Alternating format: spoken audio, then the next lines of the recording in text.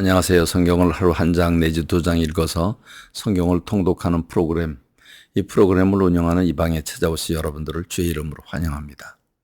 오늘은 사도행전 10장에 나오는 역사적인 사건을 다루겠습니다.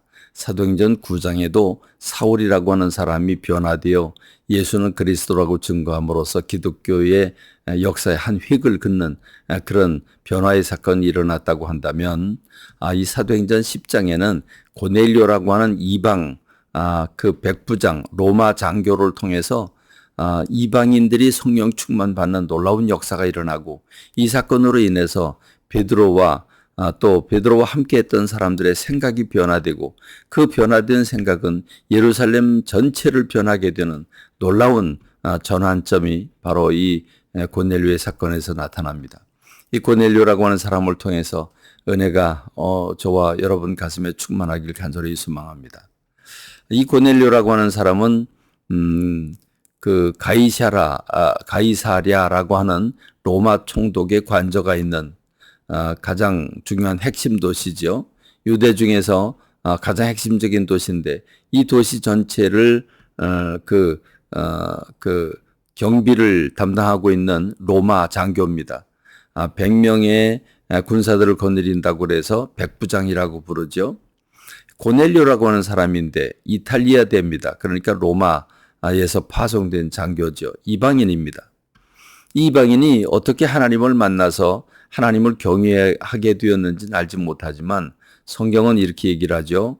하나님을 믿어서 온 집안과 더불어 하나님을 경외했다라고 말해주고 있습니다. 특별히 고넬료는 하나님을 경외할 뿐만 아니라 항상 기도하고, 그리고 백성들을 많이 구제했다 그럽니다. 보통 로마 장교라고 하면 살인기가 퍽퍽 넘치지요. 그러면서 그 식민 통치를 하고 있는 그 지역에 와서 아나무인의 그런 참 비인격적인 그런 역할을 하는 것이 로마 장교들인데, 지금 이 고넬료라고 하는 사람은 이스라엘 백성들을 사랑하고 그들을 구제할 뿐만 아니라 항상 기도했다고 했습니다. 그런데 중요한 것은 그가 그렇게 백성들을 구제하고 돌보고 사랑하고 나가서 하나님께 항상 기도하는 이것이 하나님 앞에 기억하신 바가 되었습니다. 그래서 하나님께서 이방인들이 최초로 성령 충만을 받는 역사를 일으키는데 핵심 멤버로 하나님께서 이 고넬료라고 하는 사람을 쓰시는 겁니다. 그래서 하나님이 그에게 하나님의 사자를 보내서 그 요바에 있는 베드로라고 하는 사람이 있는데, 그 사람을 초청해서 주의 말씀을 받으라라고 하는 그 응답을 내립니다. 하나님의 사자가 그 응답을 내리자 그는 즉각적으로 사람을 요바로 보내어서 이제 이 베드로를 초청하려고 사람을 보내게 되는 겁니다. 그런데 한편 베드로는 자기 집에서, 지금 요바에서 지금 자기 집은 아닙니다만은 요바에 머물면서 그가 이제 지붕 다락에서 기도를 하고 있습니다.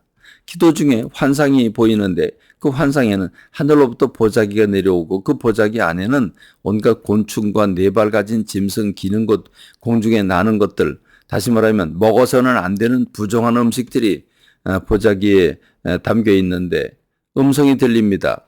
이것을 잡아먹으라 그럽니다. 놀랬죠. 베드로는 펄쩍 뜹니다. 무슨 소리입니까? 저는 어려서부터 이런 부정한 음식은 입에 대지 않았습니다. 그러자 하나님께서 깨끗하게 하신 것을 네가 속되다고 하지 말라 하는 음성이 들립니다. 이렇게 이 동일한 환상이 3번씩이나 그에게 보입니다. 그런데 도대체 이게 무슨 뜻인지, 왜 이 환상을 보여주는지 전혀 감이 오질 않습니다. 이걸 가지고 고민하고 있는데 바로 그때 아래층 현관에서 소리가 들립니다. 누가 그 집을 찾아와서 여기 베드로라고 하는 선생님이 계시냐고. 그래서 베드로가 내려가서 나라고 그랬더니 고넬료라고 하는 백부장 여차여차해서 그렇게 베드로 선생님을 초청하게 됐다고. 그래서 그 다음날 그를 재우고 그 다음날 이제 함께 갑니다. 그 고넬료의 집으로 가지요. 고넬료의 집으로 가는데 고넬료라고 하는 사람은 자기 일가 친척들과 친구들을 다 불러 모아놓고 기다리고 있습니다. 그리고 베드로가 문을 열고 들어가자 그는 땅바닥에 엎드려서 그 베드로를 아주 놀랍게 깎듯이 그를 영접을 합니다. 그러면서 우리가 하나님께서 당신에게 명하신 모든 것을 듣고자 우리가 지금 하나님 앞에 있습니다라고 말합니다. 베드로가 하도 당황스러워서 아니라고 일어나라고 나도 당신과 똑같은 사람이라고 왜 그러냐고 일어납니다. 일어나서 그 모여있는 그 이방 사람들을 사실 베드로는 여기 와야 되는지 말아야 되는지 사실 베드로는 갈등 중에 있었습니다. 환상을 하나님이 보여줬습니다. 그 보재기 안에 쌓여진 그 많은 부정한 음식들은 곧 이방인들을 의미합니다.